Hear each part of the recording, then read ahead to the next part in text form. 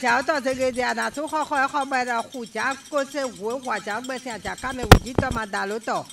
afọ de la go afọ de lo to ne adono so gbo ma le gle nu yon no ko yon pe si o kan gbe to ko tu vide ba zo fia zoro fia sagri so an kan yon de do me wure ko acha wa cha sa ge buluku ko ti va ayo do sa lu ba gen ko kwa no ko ku ko azo yon no fi popo ji to kan wi gbe kaka me nu ato no kaka me bo jira no kaka me bo tun yon no pa ko no yon to ji to baba hun le to afuli ko nu ba je won je na afuli na ku bo tun ko le ka ku ma dun ku ko afun prakle ku do ate ku ma se ku me egbe go ayo ke bi o sa gbone su ano wala we tun je go bo godo tun je do bo godo afi ma je bo ka ma je agale to ma do cha ulo chembe churu me huto afa ma do so ji bo da karaka gbe ye bara ye nu ewa ye nu mo igbeje bede me kaka tu ma gboto tu iji aboko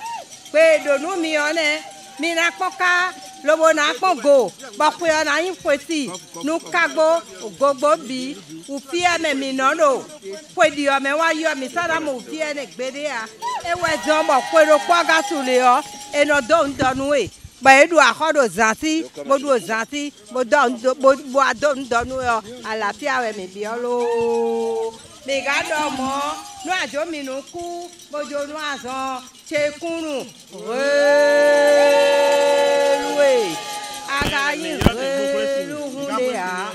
Prière, chant, danse et libation. C'est dans cette ambiance que s'est déroulée la fête du 10 janvier 2022 dans la commune d'Alada.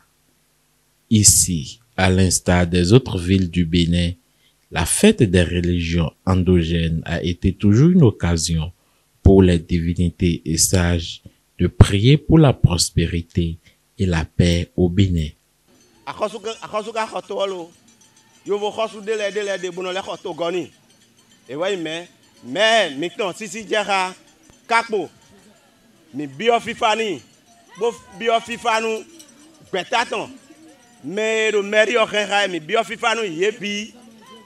Bon, à la date, et non, le Thomas c'est 500 de Ibada. Et na khodo alors nous, et na khodo, et na khodo à fond nous, et c'est 500 de Ibada.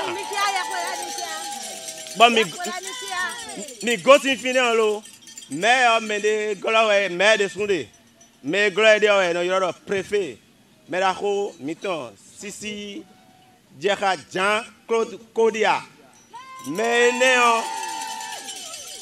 Mais do kota we boyin ala David Jijido ala da we gosimbodo wida we nemi yoro glekwe si vit Jiji we wan la David Jiji we bon akosu to gande so ka talon ipon kaka yo e do we na ren ala da sin to kan to pon la poto kravi ze file nu emi do fideji umbi na choe do dagbeji bo yi to na yo figo to na yo asi kona khoda fo ni pon gbere ya ba mi go tin fini lo nusuda kho gudo nusuda kho gbo no kho agbodo kho nusuda kho na kho mele be do kho e wa Sisi Jeka mi ton talon Patrice talon mina kho mi kho FIFA deni do fido alada do egbe boka kho ni mi kho do po eto ya mina kho ni tegbe bo fotu ya ko le na pon akurun gbe to na pon we tombo akho ngbe na pon we ikho na pon akewaji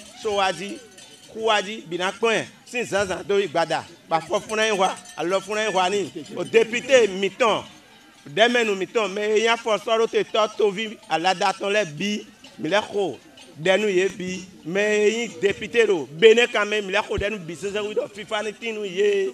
Pendant ce temps, parés de leurs plus beaux accoutrements, les divinités issues des différents arrondissements de la cité de Adjaoutor n'attendaient que la fin des rituels pour offrir au public et têtes couronnées ayant fait le déplacement les différents tableaux de danse concoctés à cette occasion.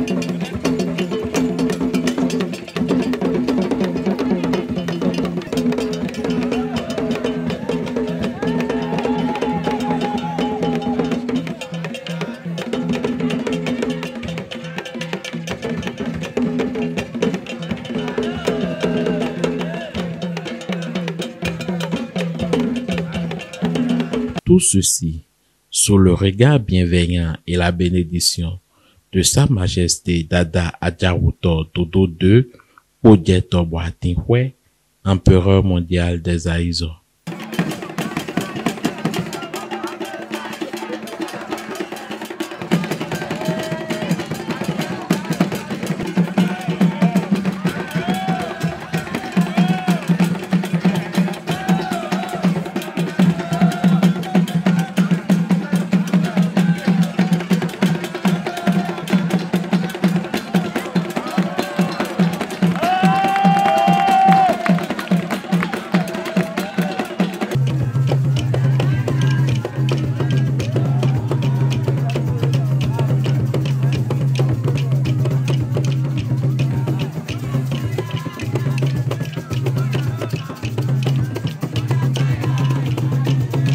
Venu rehausser de sa présence la cérémonie officielle de la fête du 10 janvier sur l'unique place réservée à cette occasion sur la terre des Aïzos, Sa Majesté Dada Adjaroutor Dodo II, Odieto Boatinhue, empereur mondial des Aïzos et toute sa cour se sont retirés dans la forêt sacrée de son palais à Avakpa pour poursuivre la célébration de cette fête du 10 janvier 2022 à Alada.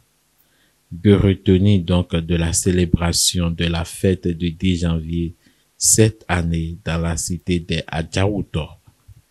C'est la fête des vaudouisants et ces vaudouisants sont venus me rendre compte par rapport à toutes les rituels qui ont été faits. Et en conclusion, par rapport à ce que j'ai retenu par rapport à tout ce qui m'a été donné comme information, c'est d'abord, tout ce que nous souhaitons d'abord, c'est la paix, l'amour du prochain et le pardon. Sans le pardon, je pense que rien ne peut y aller. Et puis, j'aurais souhaité que si un jour le gouvernement béninois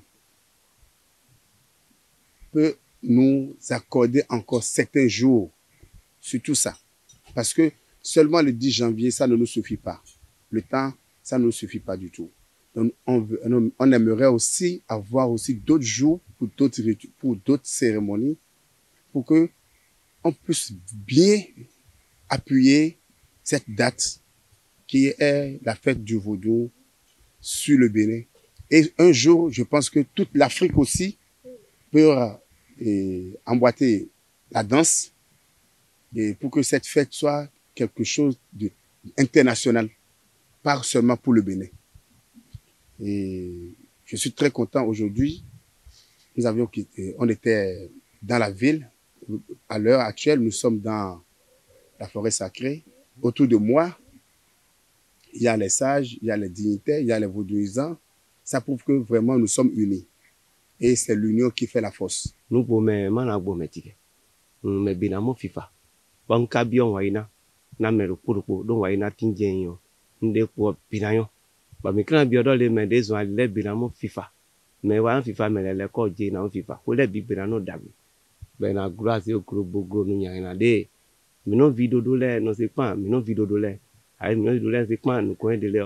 Mino le ni de a check pour FIFA na mo te mo tinda. Ku fan de FIFA tinan kai ma. Je pense que l'année prochaine, on aura beaucoup de ces afro-descendants qui viendront nous rendre visite parce que nous prions beaucoup pour que cette pandémie, surtout cette pandémie qu'on appelle le coronavirus, puisse passer pour que la porte soit ouverte à tout le monde, pour que nous puissions vivre en paix et bien fêter cette fête-là que nous le souhaitons. Allez, une joie immense pour moi en personne parce que on dit toujours le développement d'un pays, c'est ça qui fera que la pauvreté peut quitter. Donc un pays qui est en stade de développement, on ne peut que prier pour ce pays et surtout pour ce président qui a des visions très sensibles par rapport au développement de notre très cher pays, le Bénin. Et vraiment, merci beaucoup aussi pour notre cher maire, le maire d'Alada, qui ne cesse jamais de nous soutenir